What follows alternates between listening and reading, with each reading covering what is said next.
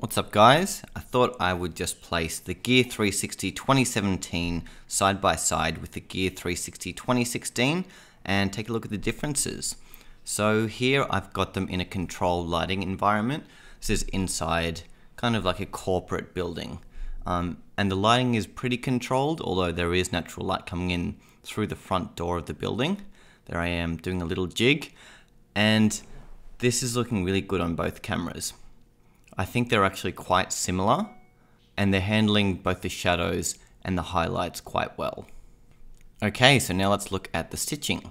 So I've got each hand an equal distance from each camera, and look, the Gear 360 is not known for its stitching. The lenses are pretty far apart, so there is going to be cutoff whenever anything is too close to the camera. The solution is don't go too close to the camera. It's like that with all 360 cameras.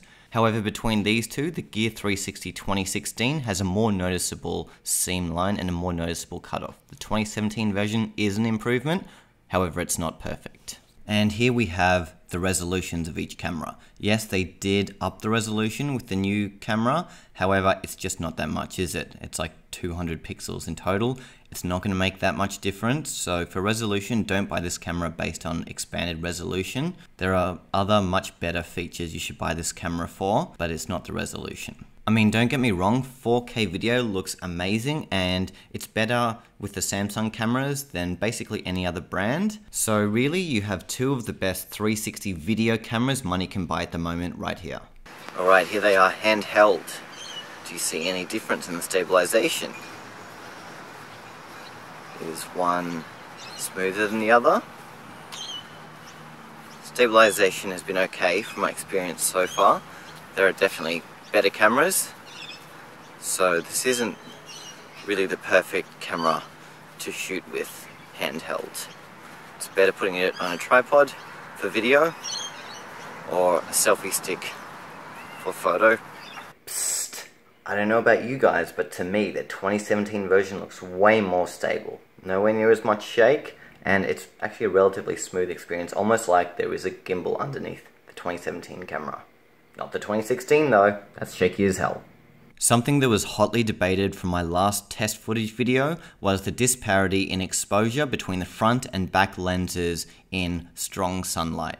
So here I've replicated this setup with the sun really strong on one side and not on the other, and you can see the difference right in the middle of each video. Something I don't think a lot of people realize is that this is going to be an issue regardless of which 360 camera you have. If they have two lenses and one of them has a strong lens flare, it's going to be almost impossible to blend that in with a lens that does not have a lens flare. If this is an issue for you, then my advice is stay out of strong sunlight.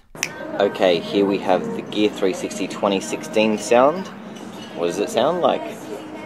How is it? Sound good? Got music behind me, I've got a road over there. Next we have the Gear 360 2017 sound. How is it? How does it compare? Is it any better? Testing, testing. Hello Gear 360. Honestly, I don't think sound is a huge factor for me, because you're just never going to get good sound from a 360 camera. Maybe one day, but if you want a professional sound recording, you need to do it professionally with a sound recorder.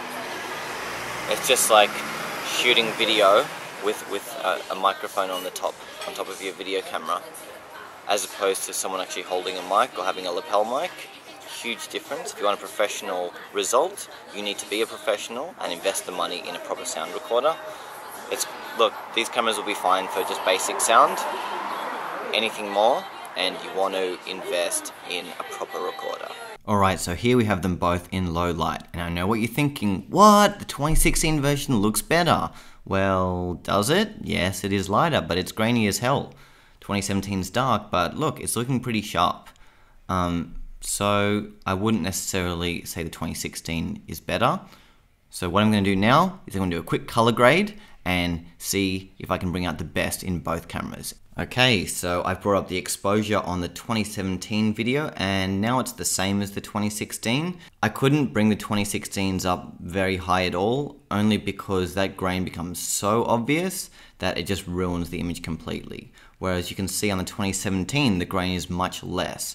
Look, neither of these cameras is good in low light. However, no 360 video camera is, so you should stick to shooting during the day for now. Alright guys, I hope you enjoyed this comparison. I'll be sure to release firstly a review for the Gear 360 2017, but also another comparison that goes more in depth about the specs of each of the Gear 360s, things like battery life, memory, design, all that kind of stuff in a separate video. For now, I just wanted to get this footage out to you as soon as I could.